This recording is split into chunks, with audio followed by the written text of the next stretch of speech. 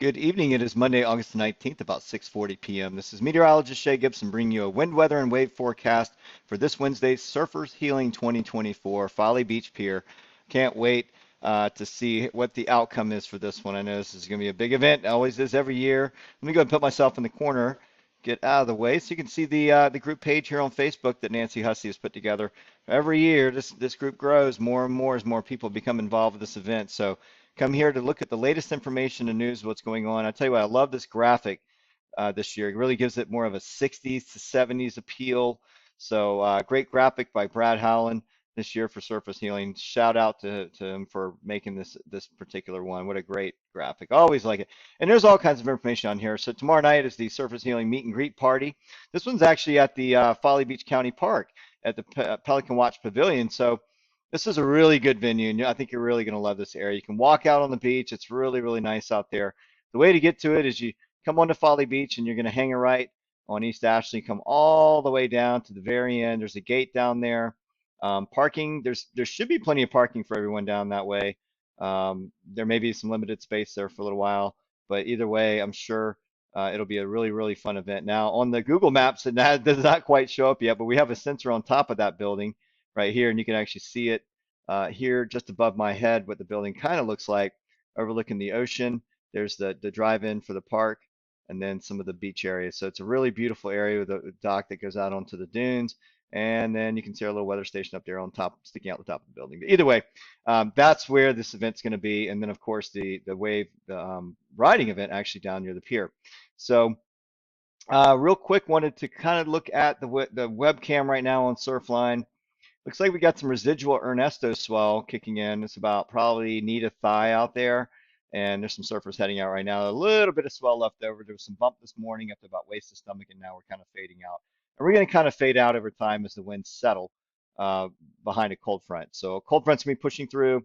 You go ahead and put the WPC surface map, kind of what's going to be happening as we get into tomorrow and into Wednesday is we've got this front that's sitting over us right now or just inland, and it's going to scoot overhead tomorrow, and then eventually a northeast wind is going to start filling in, and that's why those temperatures are going to drop. So as we get into tomorrow morning, we see this high pressure over the Great Lakes is going to be pulling down a northeast wind down behind this front, and eventually it's going to make its way here. And then as we get into Wednesday, where that high pressure starts to really sink south into the Ohio Valley, and the front widens out offshore, and this is where we're going to see more of an east-northeast flow try to work its way into the coastline. So it could get a little windy as we get into Wednesday afternoon. And the reason I say that is because Charleston's known for these events to start occurring in we get start towards the late summer. This is an early fall pattern that begins to happen. Of course, we call it false fall because we only get temperatures that drop into the 80s, but you get the gist. Wind coming down this way, clockwise around the high pressure down around behind that front, and we would know what's called a pressure gradient in this area near the front where the winds build. So that's going to be one thing to watch for Wednesday is some wind speeds picking up, probably more so on Thursday. If we go to the wind map here, and I like to pull this out for a lot of like kiteboarders and sailors and everything, but it matters to the surfers too because we want to see if there's going to be choppy waves or any kind of secondary swell biting against a different swell, different direction. So as we get into Wednesday, it looks like the winds are going to come up. Now the models that show here typically don't get it right. I beg to say we'll probably be in the 13 to 17 knot range. It's a little bit higher. I think this red one, the HRRR, is sniffing at this already. So we could be even getting up into 15 to 19 knot ranges after about 12, about 11 or 12, 11 a.m. to 12 p.m., where we can see that wind really start to crank up.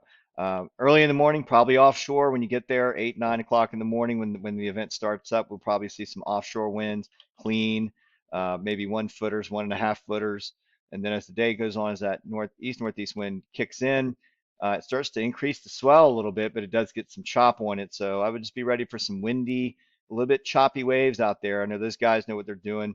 They know how to ride with just about anyone on their board and under any conditions. So I would say go and have a good time. Looks like the weather's gonna be good. I don't see much for rain.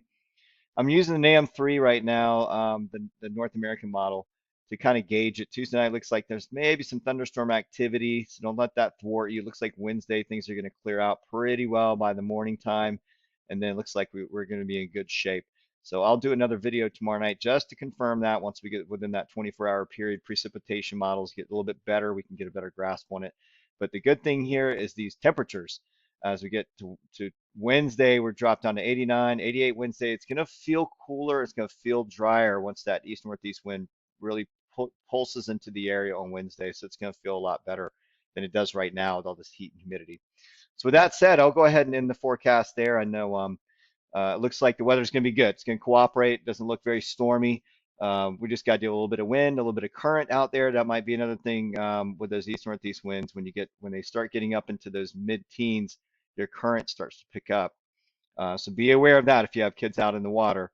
That will be something you got to deal with, maybe some rip current issues. So just be aware.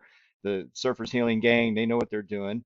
Should be fine. But until tomorrow night, everyone have a good one for Monday, and I'll talk to you tomorrow. Take care.